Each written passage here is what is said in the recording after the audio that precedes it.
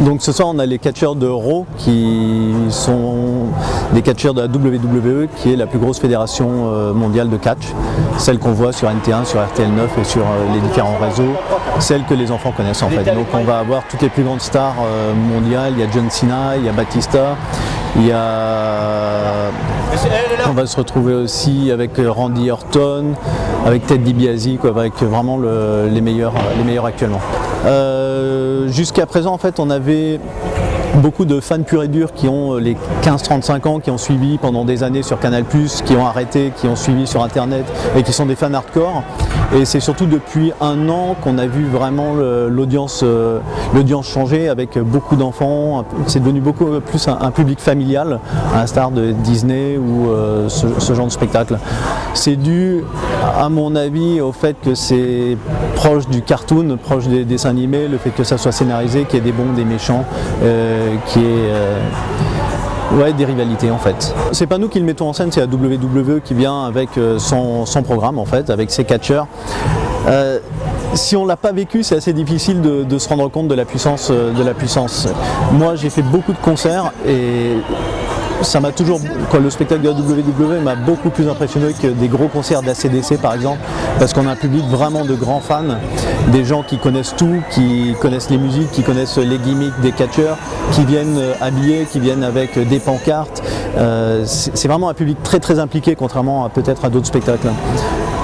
Après, c'est une configuration assez spéciale pour ce genre de salle parce que le ring est central, que tous les regards vont sur un point central, que c'est la seule chose allumée dans la salle et ça c'est magique en fait. C'est comme des héros, des super-héros et je pense que c'est ça, c'est un peu la même chose que quand on va voir Superman ou quand on va voir Batman ou les Iron Man au cinéma en fait.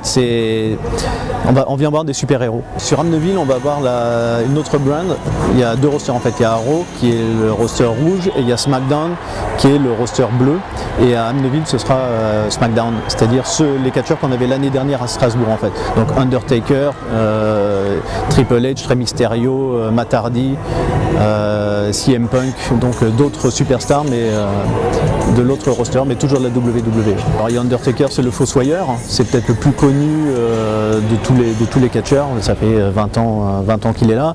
Il y a Rey Mysterio, donc un luchador mexicain masqué, qui est sa particularité, pas très grand mais très vivace. Il y a Matt Hardy qui faisait partie des Hardy Brothers. Il y a CM Punk qui est ce qu'on appelle un straight edge, c'est-à-dire un personnage qui ne prend pas de drogue, qui ne fume pas, qui ne boit pas. Je pense qu'Amnéville ça va être une ville très forte parce que c'est un public historique en fait du catch puisque RTL9 a été pendant des années diffusé dans le nord-est et notamment à Metz, Amnéville, Nancy, etc. Donc je pense que ça va être très fort. D'autre part, Amnéville sera la seule date de SmackDown sur la tournée qu'on a en novembre. On a 3 autres dates mais qui seront des Raw. Donc je pense que les fans, on en a 2000 qui se déplacent à tous les shows. Qui viendront sur Amneville, plus les fans locaux, oui ça va se vendre très vite.